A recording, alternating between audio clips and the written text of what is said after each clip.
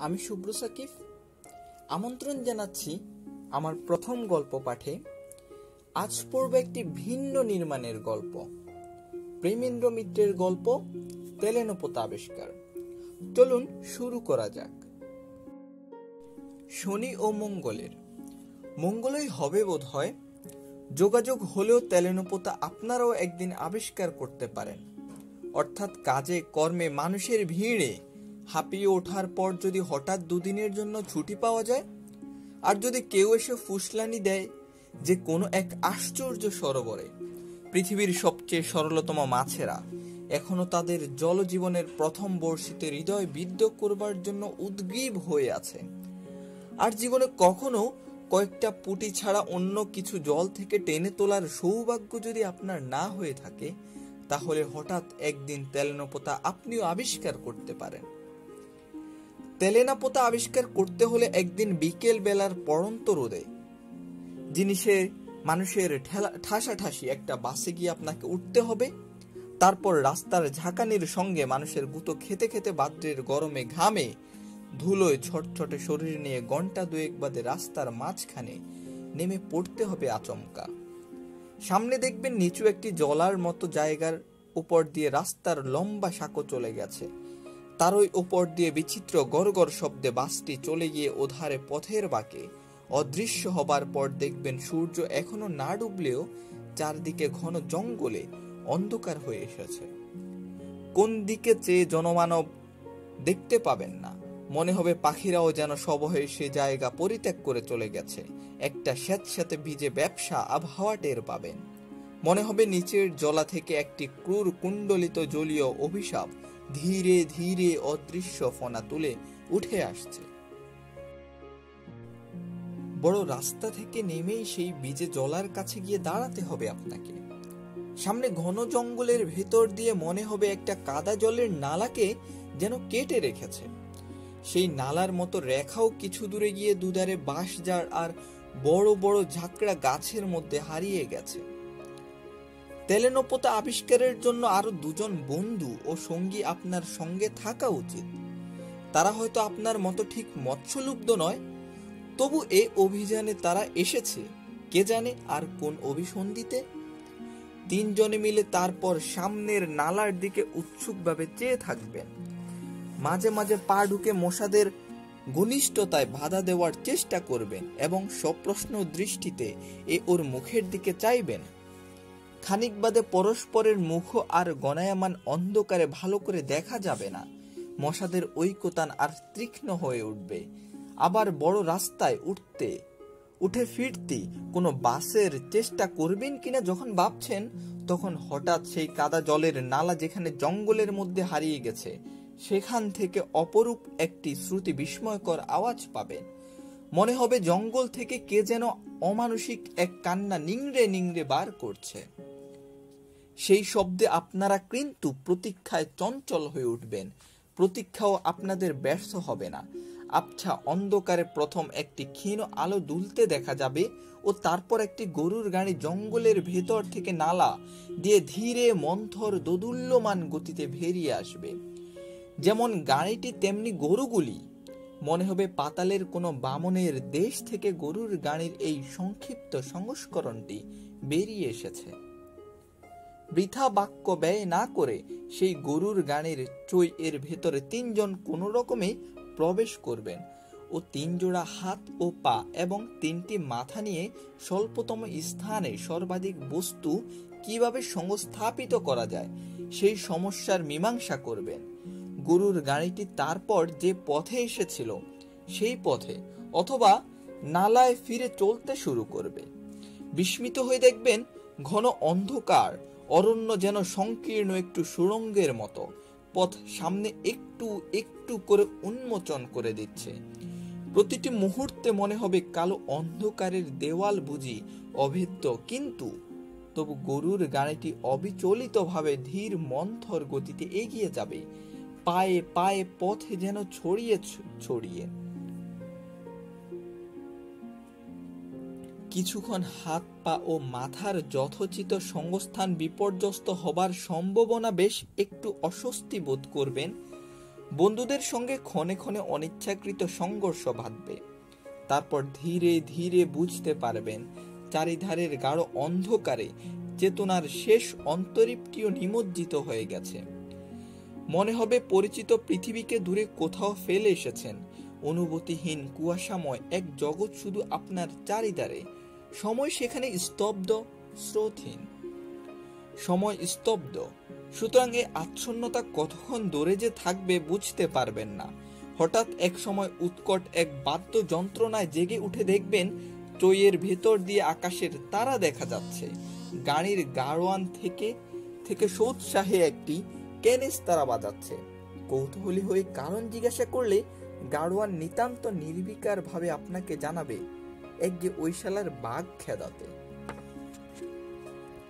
ব্যাপারটা ভালো করে হৃদয়ঙ্গম করার পর মাত্র কেনেস্তারা নিনাদে ব্যগ্র বিতরণ সম্ভব কিনা কম্পিত কণ্ঠে এ প্রশ্নে আপনি উত্থাপন করবার আগেই গাড়োয়ান আপনাকে আশ্বস্ত করবার জন্য জানাবে যে ভাগ মানে চিতাবাঘ মাত্র, এবং নিতান্ত ক্ষুধার্ত না হলে এই কেনেস্তারা নিনাদই তাকে তফাৎ রাখবার পক্ষে যথেষ্ট। মহানগরী থেকে মাত্র 30 মাইল দূরে ব্যগ্র সংকুল এরকম স্থানের অস্তিত্ব কি করে সম্ভব আপনি যতক্ষণ চিন্তা করবেন ততক্ষণে গরুর গাড়ি বিশাল একটি মাঠ পার হয়ে যাবে। আকাশে তখন কৃষ্ণপক্ষের বিলম্বিত ক্ষয়িত চাঁদ বোধ হয় উঠে এসেছে। তারপর স্থিমিত আলোয় আবছা বিশাল মৌন সব প্রহরী যেন গাড়ির দুপাশ দিয়ে ধীরে ধীরে সরে যাবে। প্রাচীন অট্টালিকার সেসব ধ্বংসাবশেষ, কোথাও একটা থাম, কোথাও একটা দেউড়ির খিলান, কোথাও কোনো মন্দিরের ভগ্নাংশ মহাকালের কাছে সাক্ষ্য দেবার ব্যর্থ আশায় দাঁড়িয়ে আছে। ওই অবস্থায় যতখানি সম্ভব মাথা তুলে বসে কেমন একটা শিহরণ সারা শরীরে অনুভব করবেন। জীবন্ত পৃথিবীতে ছাড়িয়ে অতীতের কোনো জটিকাচ্ছন্ন স্মৃতিলোকে এসে পড়েছেন বলে ধারণা হবে। রাত তখন কত আপনি জানেন না, কিন্তু মনে হবে এখানে রাত যেন কখনো পুরোয় না। নিবিড় অনাদি অনন্ত স্তব্ধতায় সবকিছু নির্মগ্ন হয়ে আছে। জাদুঘরের নানা প্রাণীদেহ আরকের মধ্যে যেমন থাকে। 2-3 বার মোড় ঘুরিয়ে গরুর গাড়ি এবার এক জায়গায় এসে থামবে। হাত পাগুলো নানা স্থান থেকে কোনো রকম কুড়িয়ে সংগ্রহ করে কাঠের পুতুলের মতো আড়ষ্টভাবে আপনারা একে একে নামবেন। একটা কটু গন্ধ অনেকক্ষণ ধরেই আপনাদের অভ্যর্থনা করছে। বুঝতে পারবেন সেটা পুকুরের পানা পচা গন্ধ। অর্ধস্ফুট চাঁদের আলোয় তেমন একটি নাতি ক্ষুদ্র পুকুর সামনেই চোখে পড়বে। তার ওই পাশে বেশ বিশালায়তন একটি জীর্ণ অট্টালিকা, ভাঙ্গা ছাদ, ধসে পড়া দেওয়াল ও চক্ষুহীন কোটরের মতো পাল্লাহীন জানালা দিয়ে চাঁদের বিরুদ্ধে দুর্গ প্রাকারের মতো দাঁড়িয়ে আছে। এই ধ্বংসাবশেষেরই একটি অপেক্ষাকৃত বাসযোগ্য ঘরে আপনাদের থাকার ব্যবস্থা করে নিতে হবে। কোথা থেকে গাড়োয়ান একটি ভাঙা লণ্ঠন নিয়ে এসে ঘরের বসিয়ে দেবে, সেই সঙ্গে 1 কলসি জল। ঘরে ঢুকে বুঝতে পারবেন বহু যুগ পরে মনুষ্য জাতির প্রতিনিধি হিসেবে আপনারাই সেখানে প্রথম পদার্পণ করেছেন। ঘরের জুল, জঞ্জাল ও ধুলো হয়তো কেউ আগে কখনো পরিষ্কার করার ব্যর্থ চেষ্টা করে গেছে। ঘরের অধিশাস্ত্রী আত্মা যে তাতে ক্ষুব্ধ, একটি অস্পষ্ট ব্যবসা গন্ধে তার প্রমাণ পাবেন। সামান্য চলাফেরায় ছাদ ও দেওয়াল থেকে জীর্ণ পলস্তারা সেই দুষ্ট আত্মার অভিশাপের মতো থেকে থেকে আপনাদের ওপর বর্ষিত হবে। 2-3টি চামচিকা ঘরের অধিকার নিয়ে আপনাদের সঙ্গে সমস্ত রাত বিবাদ করবে। তেলেনোপোতা আবিষ্কারের জন্য আপনার 2টি বন্ধুর একজন পানরসিক ও অপরজন নিন্দ্রাবিলাসী কুম্ভকর্ণের দোসর হওয়া দরকার। ঘরে পৌঁছেই মেঝের ওপর কোনো রকমের শতরঞ্জি আবরণ পড়তে না পড়তে একজন তার উপর নিজেকে বিস্তৃত করে নাসিকা ধ্বনি করতে শুরু করবেন, অপরজন পান পাত্রে নিজেকে নিমজ্জিত করে দেবেন। রাত বাড়বে। ভাঙা লণ্ঠনের কাচের চিমনি ক্রমশ গাঢ়ভাবে কালিমা লিপ্ত হয়ে ধীরে ধীরে অন্ধকার হয়ে যাবে। কোনো রহস্যময় বেতার সংকেত খবর পেয়ে সে অঞ্চলের সমস্ত সাবালক মশা নবাগতদের অভিনন্দন জানাবে। ও তাদের সঙ্গে শোণিত সম্বন্ধ স্থাপন করতে আসবে। আপনি বিচক্ষণ হলে দেওয়ালে ও গায়ে বসবার বিশিষ্ট ভঙ্গি দেখে বুঝবেন তারা মশাদের মধ্যে সবচেয়ে বড় কুলীন। ম্যালেরিয়া দেবীর অদ্বিতীয় বাহন অ্যানোফিলিস। আপনার দুই বন্ধু তখন দুই কারণে অচেতন। ধীরে ধীরে তাই শয্যা পরিত্যাগ করে উঠে দাঁড়াবেন। তারপর গুমোট গরম থেকে একটু পরিত্রাণ পাওয়ার জন্য টর্চটি হাতে নিয়ে ভগ্ন প্রায় সিঁড়ি দিয়ে ছাদে ওঠার চেষ্টা করবেন। প্রতি মুহূর্তে কোথাও ইট বা টালি খসে পড়ে ভূপতিত হওয়ার বিপদ আপনাকে নিরস্ত করবার চেষ্টা করবে। তবু কোনো দুর্বার আকর্ষণে সমস্ত অগ্রাহ্য করে আপনি উপরে না উঠে পারবেন না। ছাদে গিয়ে দেখবেন অধিকাংশ জায়গাতে আলিশা ভেঙে ধূলিসাৎ হয়েছে। ফাটলে ফাটলে অরণ্যের পঞ্চম বাহিনী ষড়যন্ত্রের শিকড় চালিয়ে ভেতর থেকে এই অট্টালিকার ধ্বংসের কাজ অনেকখানি এগিয়ে রেখেছে। তবু কৃষ্ণপক্ষের ক্ষীণ চাঁদের আলোয় সমস্ত কেমন অপরূপ মোহময় মনে হবে খানিকক্ষণ চেয়ে থাকলে এই মৃত্যু সুষুপ্তিমগ্ন মায়াপুরীর কোনো গোপন প্রকোষ্ঠে বন্দি রাজকুমারী সোনার কাঠি রূপার কাঠি পাশে নিয়ে যুগান্তরের গাঢ় তন্দ্রায় অচেতন। তা যেন আপনি টের পাবেন। সেই মুহূর্তে অদূরে সংকীর্ণ রাস্তার ওপারে একটি ভগ্নস্তূপ বলে যা মনে হয়েছিল তারই একটি জানালায় একটি আলোর ক্ষীণ রেখা আপনি হয়তো দেখতে পাবেন। সেই আলোর রেখা আড়াল করে একটি রহস্যময় ছায়ামূর্তি সেখানে এসে দাঁড়াবে। গভীর নিশীথ রাত্রে কে যে এই বাতায়ন বর্তেনি, কেন যে তার চোখে ঘুম নেই, আপনি ভাববার চেষ্টা করবেন, কিন্তু কিছুই বুঝতে পারবেন না। খানিক বাদে মনে হবে সবই বুঝি আপনার চোখের ভ্রম। বাতায়ন থেকে সে ছায়া সরে গেছে, আলোর ক্ষীণ রেখা গেছে মুছে। মনে হবে এই ধ্বংসপুরীর অতল নিদ্রা থেকে একটি স্বপ্নের বুদবুদ ক্ষণিকের জন্য জীবনের জগতে ভেসে উঠে আবার মিলিয়ে গেছে। আপনি আবার সন্তর্পণে নিচে নেমে আসবেন এবং কখন এক সময়ে দুই বন্ধুর পাশে একটু জায়গা করে ঘুমিয়ে পড়বেন জানতে পারবেন না। যখন জেগে উঠবেন তখন অবাক হয়ে দেখবেন এই রাত্রির দেশেও সকাল হয়, পাখির কলরবে চারদিকে ভরে যায়। আপনার আসল উদ্দেশ্য আপনি নিশ্চয়ই বিস্মিত হবেন না। এক সময় ষোড়শোপচার আয়োজন নিয়ে মৎস্য আরাধনার জন্য শেওলা ঢাকা ভাঙা ঘাটের একটি ধারে বসে গুড়িপানায় সবুজ জলের মধ্যে যথোচিত নৈবেদ্য সমেত বড়শি নামিয়ে দেবেন। বেলা বাড়বে। উপরের ঝুঁকে পড়া একটি বাঁশের ডগা থেকে একটি মাছরাঙা পাখি ক্ষণে ক্ষণে আপনাকে যেন উপহাস করবার জন্য বাতাসে রঙের ঝিলিক বুলিয়ে পুকুরের জলে ঝাঁপিয়ে পড়বে ও সার্থক শিকারের উল্লাসে আবার বাঁশের ডগায় ফিরে গিয়ে দুর্বোধ্য ভাষায় আপনাকে বিদ্রূপ করবে।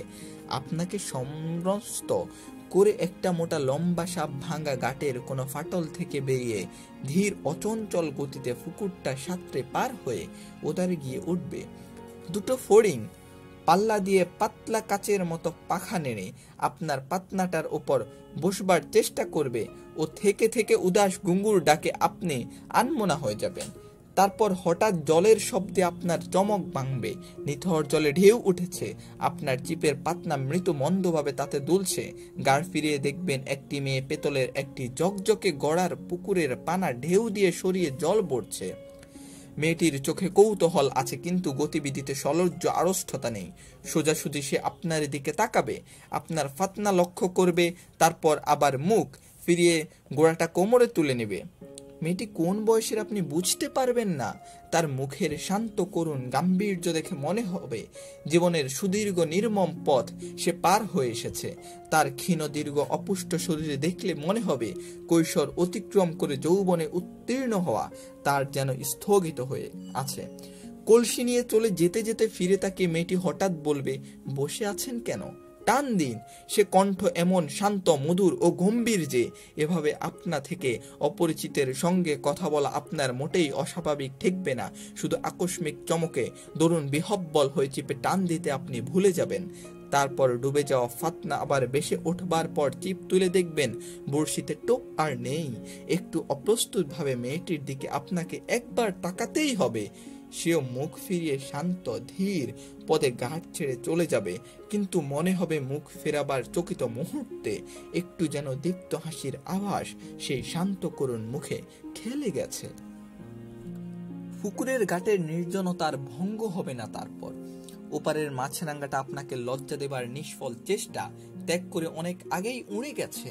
মাছেরা আপনাকে আপনার শক্তি সামর্থ্য সম্বন্ধে গভীর অবজ্ঞা নিয়েই বোধ হয় আর দ্বিতীয়বার প্রতিযোগিতায় নামতে চাইবে না। খানিক আগের ঘটনাটা আপনার কাছে অবাস্তব বলে মনে হবে।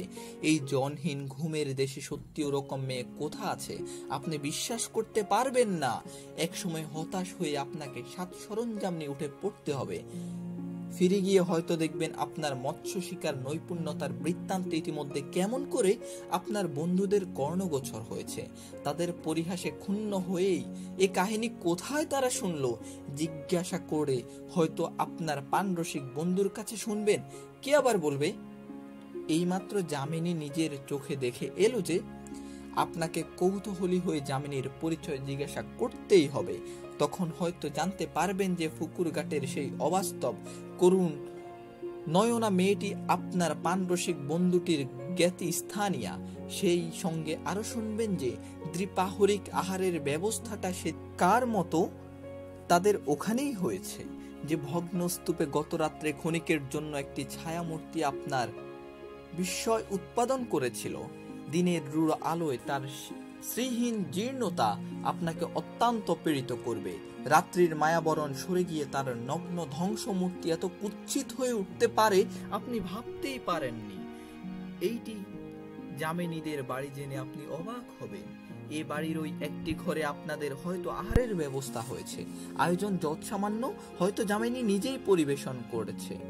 মেয়েটির অনাবশ্যক লজ্জা বা আড়ষ্ঠতা যে নেই আপনি আগেই লক্ষ্য করেছেন। শুধু কাছে থেকে তার মুখের করুণ গম্ভীর্য আরো বেশি করে আপনার চোখে পড়বে। এই পরিত্যক্ত বিস্তৃত জনহীন লোকালয়ের সমস্ত মৌন বেদনা যেন তার মুখে ছায়া ফেলেছে। সবকিছু দেখেও তার দৃষ্টি যেন গভীর এক ক্লান্তির অতলতায় নিমগ্ন। একদিন যেন সে এই ধ্বংসস্তূপেই ধীরে ধীরে বিলীন হয়ে যাবে। আপনাদের পরিবেশন করতে করতে দু চারবার তাকে তবুও চঞ্চল উদ্বিগ্ন হয়ে উঠতে আপনি দেখবেন। ওপর তলার কোনো ঘর থেকে ক্ষীণ একটা কণ্ঠ যেন কাকে ডাকছে। যামিনী ব্যস্ত হয়ে বাইরে চলে যাবে। প্রত্যেকবার ফিরে আসবার সঙ্গে তার মুখে বেদনার ছায়া যেন আরো গভীর হয়ে উঠেছে মনে হবে। সেই সঙ্গে কেমন একটা অসহায় অস্থিরতা তার চোখে। খাওয়া শেষ করে আপনারা তখন একটু বিশ্রাম করতে পারেন।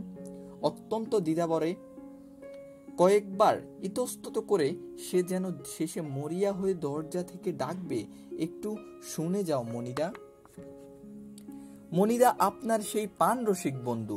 তিনি দরজার কাছে গিয়ে দাঁড়াবার পর যে আলাপটুকু হবে তা এমন নিম্ন স্বরে নয় যে আপনারা শুনতে পাবেন না। শুনবেন।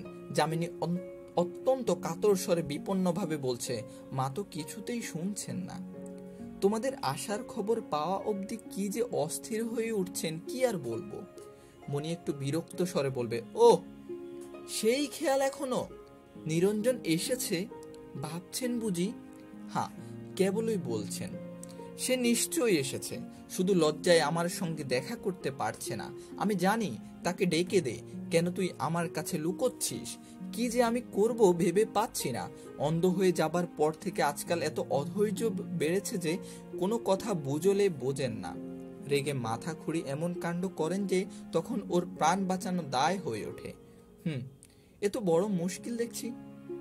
চোখ থাকলেও না হয় দেখিয়ে দিতাম যে যারা এসেছে তাদের কেউ নিরঞ্জন নয়। উপর থেকে দুর্বল অথচ তীক্ষ্ণ ক্রুদ্ধ কণ্ঠের ডাকটা এবার আপনারাও শুনতে পাবেন। যামিনী এবার কাথর কণ্ঠে অনুনয় করবে, তুমি একটিবার চলো মনিরা, যদি একটু বুঝিয়ে সুজিয়ে ঠান্ডা করতে পারো।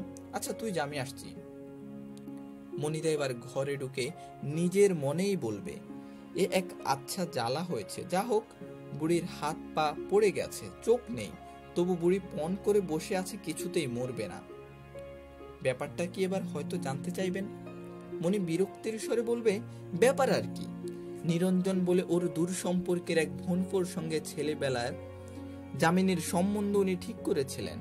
বছর 4 আগেও সে চোকরা এসে ওকে বলে গেছিল বিদেশের চাকরি থেকে ফিরে এসে ওর মেয়েকে সে বিয়ে করবে। সেই থেকে বুড়ি এই অজগরপুরীর ভেতর বসে সেই আশায় দিন গুনছে। আপনি নিজ থেকে এসে জিজ্ঞাসা না করে পারবেন না নিরঞ্জন কি এখানে বিদেশ থেকে ফেরেনি? নিরঞ্জন কি এখনো বিদেশ থেকে ফেরেনি? আরে সে বিদেশে গেছিল বা কবে যে ফিরবে? নেহাত বুড়ি নাছর বান্দা বলে তাকে এই থাপ্পা দিয়ে গেছিল। এমন গুটে কুর্নিনীর মেয়েকে উদ্ধার করতে তার দায় পড়েছে। সে কবে বিয়ে থা করে দিব্যি সংসার করছে, কিন্তু সে কথা ওকে বলে কে? বললে বিশ্বাসই করবে না। আর বিশ্বাস যদি করেন তাহলে এক্ষুনি তার দম ছুটে অক্কা। কে মিছি পাঠকের ভাগী হবে? যামিনী নিরঞ্জনের কথা জানে, তা আর জানে না,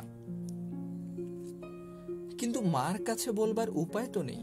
যাই কর্মভোগ সেরে আসি বলে মনি সিঁড়ির দিকে পা বাড়ায়। সেই মুহূর্তে নিজের অজ্ঞাত সারেই আপনি হয়তো উঠে দাঁড়াতে হবে। হঠাৎ হয়তো বলে ফেলবেন, চলো আমিও যাব। তুমি যাবে? মনে ফিরে দাঁড়িয়ে সবিস্ময়ে নিশ্চয়ই আপনার দিকে তাকাবে। হ্যাঁ, কোনো আপত্তি আছে গেলে? না, আপত্তি কিসের? বলে বেশ বিমূঢ়ভাবে মনি আপনাকে পথ দেখিয়ে নিয়ে যাবে। সংকীর্ণ অন্ধকার ভাঙা সিঁড়ি দিয়ে যে ঘরটিতে আপনি পৌঁছবেন মনে হবে উপরের নয়, মাটির তলার সুড়ঙ্গেই বুঝি তার স্থান। একটি মাত্র জানলা, তাও বন্ধ। বাইরের আলো থেকে এসে প্রথমে আপনার চোখে সবই ঝাপসা ঠেকবে, তারপর টের পাবেন প্রায় গড়জোড়া একটি ভাঙা তক্তাপোষে চিহ্ন গ্রন্থা জড়িত একটি শীর্ণ কলঙ্কসার মূর্তি শুয়ে আছে। তক্তাপোষের এক পাশে যামিনী, পাশের পাথরের মূর্তির মতো দাঁড়িয়ে। আপনাদের পদশব্দ শুনে সেই কঙ্কালের মধ্যেও যেন চাঞ্চল্য দেখা দেবে। কে নিরঞ্জন, এলি? মাসিকে এতদিনে মনে পড়লো? বাবা, তুই আসবি বলে প্রাণটা যে আমার কণ্ঠায় এসে আটকে আছে। কিছুতেই যে নিশ্চিত হয়ে মরতে পারছিলাম না। এবার তো আর অমন করে পালাবি না? মনি কি যেন বলতে যাবে, তাকে বাধা দিয়ে আপনি অকস্মাৎ বলবেন, না মাসিমা, আর পালাবো না। মুখ না তুলেও মনে বিমূঢ়তা আর একটি স্থানুর মতো মেয়ের মুখে স্তম্ভিত বিস্ময় আপনি যেন অনুভব করতে পারবেন, কিন্তু কোন দিকে তাকাবার অবসর আপনার থাকবে না। দৃষ্টিহীন দুটি চোখের কোটরের দিকে আপনি তখন নিস্পন্দ হয়ে রুদ্ধ নিঃশ্বাসে চেয়ে আছেন। মনে হবে সেই শূন্য কোটরের ভেতর থেকে অন্ধকারের দুটি কালো শিখা বেরিয়ে এসে যেন আপনাকে সর্বাঙ্গ লেহন করে পরীক্ষা করছে। কটি স্তব্ধ মুহূর্তে ধীরে ধীরে সময়ের সাগরে শিশির বিন্দুর মতো ঝরে পড়ছে আপনি অনুভব করছেন। তারপর শুনতে পাবেন, আমি জানতাম তুই না এসে পারবি না বাবা, তাই তো এমন করে এই প্রেতপুরে পাহারা দিয়ে দিন গুনেছি। বিদ্যা এতগুলি কথা বলে হাঁপাবেন। চকিতে একবার যামিনীর ওপর দৃষ্টি বুলিয়ে নিয়ে আপনার মনে হবে বাইরের কঠিন মুখোশের অন্তরালে তার মধ্যে কোথাও যেন কি ধীরে ধীরে গলে যাচ্ছে ভাগ্য ও জীবনের বিরুদ্ধে গভীর হতাশার উপাদানে তৈরি এক সুদৃঢ় শপথের ভিত্তি আলগা হয়ে যেতে আর বুঝি দেরি নেই। বিদ্যা আবার বলবেন, যামিনীকে নিয়ে তুমি সুখী হবে বাবা। আমার পেটে হয়েছে বলে বলছি না, এমন মেয়ে হয় না। শোকে তাপে বুড়ো হয়ে মাথার ঠিক নেই। রাত দিন খিটখিটে করে মেয়েটাকে যে কত যন্ত্রণা দিই তা কি আমি জানি না? তবু মুখে ওর রা নেই। এই শ্মশানের দেশে 10টা বাড়ি খুঁজলে একটা পুরুষ মেলে না। আমার মতো গাটের মরারা শুধু ভাঙা ইট আঁকড়ে এখানে সেখানে দুঃখছে। এর মধ্যে একাধারে মেয়ে পুরুষ হয়েও কি না করেছে। একান্ত ইচ্ছা সত্ত্বেও চোখ তুলে একটিবার তাকাতে আপনার সাহস হবে না। আপনার নিজের চোখের জল বুঝি আর গোপন রাখা যাবে না। বৃদ্ধা ছোট একটি নিঃশ্বাস ফেলে বলবেন, যামিনীকে তুই নিবি তো বাবা? তোর শেষ কথা না পেলে আমি মরে শান্তি পাবো না। ধরা গলায় আপনি তখন শুধু বলতে পারবেন, আমি তোমায় কথা দিচ্ছি মাসিমা, আমার কথার নড়চড় হবে না। তারপর বিকেলে আবার গরুর গাড়ি দরজায় এসে দাঁড়াবে। আপনারা 3 জন একে একে তাতে উঠবেন। যাবার মুহূর্তে গাড়ির কাছে এসে দাঁড়িয়ে আপনার দিকে সেই করুণ দুটি চোখ খুলে যামিনী শুধু বলবে, আপনার টিপ টিপ যে পড়েই রইল। আপনি হেসে বলবেন, থাক না, এবারে পারিনি বলে তো তেলেনোপোতার মাছ কি বারবার ফাঁকি দিতে পারবে? যামিনী মুখ ফিরিয়ে নেবে না, ঠোঁট থেকে নয়, মনে হবে তার চোখের ভেতর থেকে মধুর এক সকৃতজ্ঞ হাসি শরতের শুভ্র মেঘের মতো আপনার হৃদয়ের দিগন্ত স্নিগ্ধ করে ভেসে যাচ্ছে। গাড়ি চলবে কবে 100 না 150 বছর আগে প্রথম ম্যালেরিয়ার মোড়কে এক দুর্বার বন্যা তেলেনোপোতাকে চলমান জীবন্ত জগতের এই বিস্তৃতিবিলীন প্রান্তে ভাসিয়ে এনে ফেলে রেখে গিয়েছিল। আপনার বন্ধুরা হয়তো সেই আলোচনা করবেন, সেসব কথা ভালো করে আপনার কানে যাবে না। গাড়ির সংকীর্ণতা আর আপনাকে প্রেরিত করবে না, তার চাকার একঘেয়ে কাঁদুনি আর আপনার থেকে ককর্ষ লাগবে না। আপনি শুধু নিজের হৃদস্পন্দনে একটি কথাই বারবার ধ্বনিত হচ্ছে, শুনবেন, ফিরে আসব, ফিরে আসব। মহানগরের জনাকীর্ণ আলোকোজ্জ্বল রাজপথে যখন আপনি এসে পৌঁছবেন, তখনও আপনার মনে তেলেনোপোতার স্মৃতি সুদূর অথচ অতি অন্তরঙ্গ একটি তারার মতো উজ্জ্বল হয়ে আছে। ছোটখাটো বাধা বিড়ম্বিত কটি দিন কেটে যাবে, মনের আকাশে একটু করে কুয়াশা জমেছে কিনা আপনি টের পাবেন না। তারপর যেদিন সমস্ত বাধা অপসারিত করে তেলেনোপোতায় ফিরে যাওয়ার জন্য আপনি প্রস্তুত হবেন, সেদিন হঠাৎ মাথার যন্ত্রণায় ও কম্প দেওয়া শীতে লেপ তোষক মুড়িয়ে দিয়ে আপনাকে শুতে হবে। থার্মোমিটারের পারদ জানাবে 105 ডিগ্রি। ডাক্তার এসে বলবে, ম্যালেরিয়াটি কোথা থেকে ভাগালেন। আপনি শুনতে শুনতে জ্বরের ঘোরে আচ্ছন্ন হয়ে যাবেন। বহুদিন বাদে অত্যন্ত দুর্বল শরীর নিয়ে যখন বাইরে আলো হাওয়ায় কম্পিত পদে এসে বসবেন, তখন দেখবেন নিজের অজ্ঞাতসারে দেহ মনের অনেক ধোয়া মোছা ইতিমধ্যে হয়ে গেছে। অস্ত যাওয়া তারার মতো তেলেনোপোতার স্মৃতি আপনার কাছে ঝাপসা হয়ে স্বপ্ন বলে মনে হবে তেলেনোপোতা বলে কোথাও কিছু সত্যি নেই। গম্ভীর কঠিন যার মুখ আর দৃষ্টি যার সুদূর ও করুণ, ধ্বংসপুরীর ছায়ার মতো সেই মেয়েটি হয়তো আপনার কোনো দুর্বল মুহূর্তের অবাস্তব কুয়াশাময় কল্পনা মাত্র। এবারের ক্ষণিকের জন্য আবিষ্কৃত হয়ে তেলেনোপোতা আবার চিরন্তন রাত্রির অতলতায় নিমগ্ন হয়ে যাবে। সম্পূর্ণ গল্পটি আমরা পাঠ করেছি, আর প্রেমেন্দ্র মিত্রের মতো খুব বড় মাপের একজন লেখকেই পারেন শেষ পর্যন্ত গল্পের প্রাথমিক যে অনুমানটি এটি নিঃশেষে গড়িয়ে দিতে। যে তেলেনোপোতা বলতে মূলত সত্যি সত্যি কিছু নেই, আপনারা যখন এটা পাঠ করবেন তখন বুঝতে পারবেন। তারপরে আমাদের কাছে দাবি করতে যে আমাদের জীবনের একটি নির্মম সত্যের নিষ্করুণ উচ্চারণের সম্মুখে বিস্ময় বেদনায় সীমাবদ্ধতার ক্ষোভে একবার ভেঙে পড়ব, আবার আরেকবার উঠে দাঁড়াবো। আর গল্পটির মধ্যে ভবিষ্যৎ ক্রিয়ার যে সুনিপুণ ব্যবহার হয়েছে, আপনি যখন গল্পটি পাঠ করবেন তখন আসলে আপনি বুঝতে পারবেন যে তেলেনোপোতা আবিষ্কারের পড়তে পড়তে আপনিই তেলেনোপোতা আবিষ্কার করতে যাচ্ছেন, তেলেনোপোতার মধ্যে আপনি ঢুকে পড়বেন। গল্পটি অসম্ভব সুন্দর এবং গল্পের নির্মাণ খুবই